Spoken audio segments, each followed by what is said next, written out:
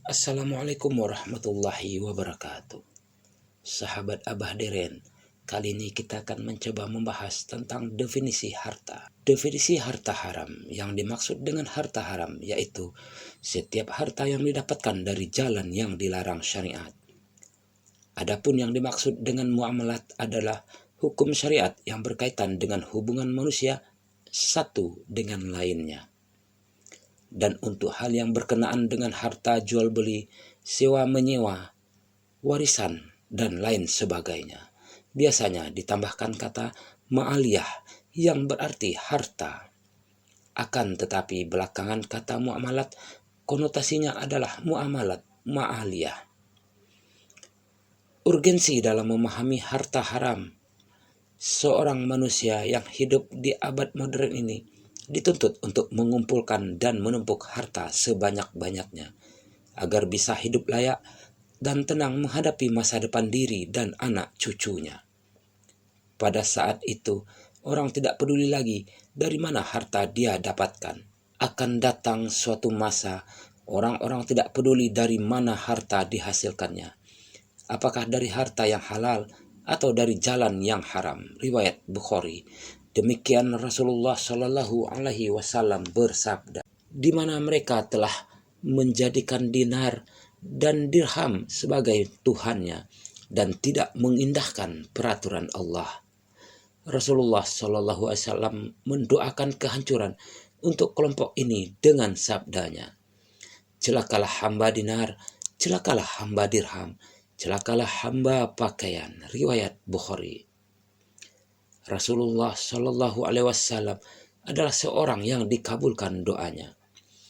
Bila ia mendoakan kehancuran untuk para pemuja harta, niscaya kebinasaan akan menimpa mereka. Mereka bukan lagi hamba Allah yang patuh dan tunduk dengan perintahnya.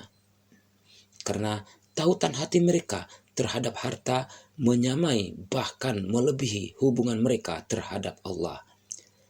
Bila berbenturan antara keuntungan niaga dan syariat Allah, niscaya perintah Allah dikesampingkannya. Maka tidak meyakini rezeki mereka berasal dari Allah. Mereka mengira bahwa pencapaian-pencapaian dunia mereka murni keahlian mereka berniaga. Mereka berujar seperti ucapan Karun. Karun berkata, sesungguhnya aku hanya diberi harta itu karena ilmu yang ada padaku. Al-Qasas ayat 78. Padahal Allah telah berfirman, sesungguhnya yang kamu sembah selain Allah itu tidak mampu memberikan rezeki kepadamu. Maka mintalah rezeki itu di sisi Allah dan sembahlah Dia dan bersyukurlah kepadanya. Al-Ankabut ayat 17. Barang siapa yang melakukan perniagaan sebelum mempelajari fikih atau muamalat, dia akan terjerumus ke dalam riba. Dia akan terjerumus dalam dan terjumus sebagaimana dinukilkan oleh Abu Laits Tanbih Al-Kafilin halaman 364. Berikut tentang dampak harta haram terhadap pribadi dan umat. Harta haram yang dihasilkan oleh dua kelompok yang telah disebutkan di atas berdampak buruk terhadap pribadi pelaku secara khususnya dan umumnya secara manusia. Dampak buruk tersebut dapat dijelaskan dalam poin-poin berikut.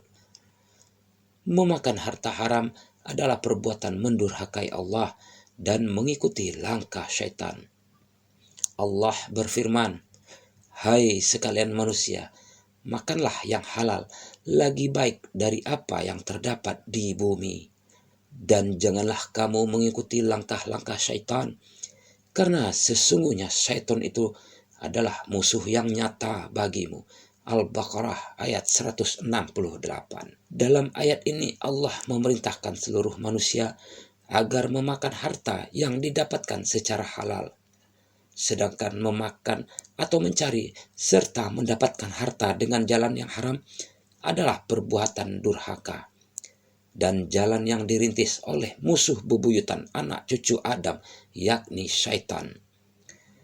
Mendurhakai Allah atau berbuat dosa, merusak diri setiap insan, merusak jasmani, rohani, dan akal fikiran. Sedangkan dalam Imam Syafi'i telah ada syairnya, aku mengadu kepada waki buruk halalanku. Ia menasihatiku agar aku meninggalkan maksiat. Ia menerangkan kepadaku bahwa ilmu adalah cahaya, dan cahaya Allah tidak akan menerangi pelaku maksiat.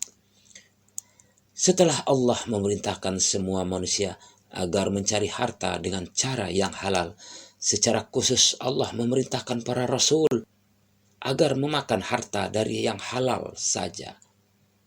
Allah berfirman, wahai para rasul, makanlah dari makanan yang baik-baik dan kerjakanlah amal yang soleh. Sesungguhnya aku maha mengetahui apa yang kamu kerjakan. Al-Mu'minun ayat 51. Dalam ayat di atas secara khusus Allah memerintahkan para rasulnya agar hanya memakan makanan yang didapatkan secara halal. Lalu Allah memerintahkan mereka untuk beramal soleh. Hal ini mengisyaratkan bahwa sangat erat hubungan antara mengkonsumsi makanan yang halal dengan amal saleh. Maka jangan diharapkan jasad kita akan bergairah untuk melakukan amal-amal saleh bila jasad tersebut tumbuh dan berkembang dari makanan yang haram. Dan jasad yang malas beramal saleh tidak akan dirasakan kenikmatan ibadah dan takarub kepada Allah yang pada gilirannya mengantarkan jiwa ruhaninya kepada gundah gulana hingga sampai titik hampa dan nestapa. Ini adalah petaka yang dahsyat terhadap secara pribadi yang merindukan kedekatan dengan Maha Sang Pencipta. Memakan harta haram adalah ciri khas yang diabadikan Allah dalam firman-Nya. Dan kamu akan melihat kebanyakan dari mereka, orang-orang bersegera berbuat dosa, permusuhan, dan memakan harta yang haram. Sesungguhnya amat buruk apa yang telah mereka kerjakan itu. Al-Maidah ayat 62. Allah menggambarkan sebuah masyarakat yang rusak dan hancur di masa itu, di mana salah satu dari ciri khas masyarakat tersebut adalah mayoritas anggota masyarakatnya sangat suka memakan harta haram dalam bentuk sogok dan riba. Bila kerusakan ini ditiru oleh masyarakat muslim, maka kerusakan dalam masyarakat muslim tak akan terelakkan. Petaka amat buruk yang menimpa mereka adalah api neraka.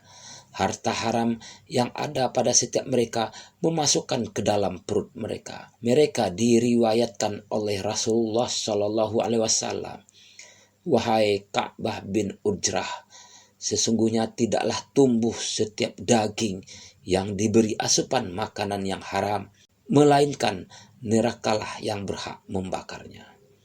Diriwayatkan oleh Ahmad Tirmizi. Ancaman ini amat menakutkan orang yang yakin akan kebenaran sabda Nabi Shallallahu Alaihi Wasallam. Tentu dia tidak akan berani mengambil sekecil apapun harta haram. Tentu dia tidak akan tega membawa secuil pun harta haram pulang ke rumahnya, lalu menyuapkan ke mulut istri dan anak-anaknya. Karena hakikatnya adalah api neraka yang diberikan kepada mereka. Demikian pembahasan pada kali ini, dan sampai ketemu di pada video berikutnya. Salam sehat selalu. Assalamualaikum warahmatullahi wabarakatuh.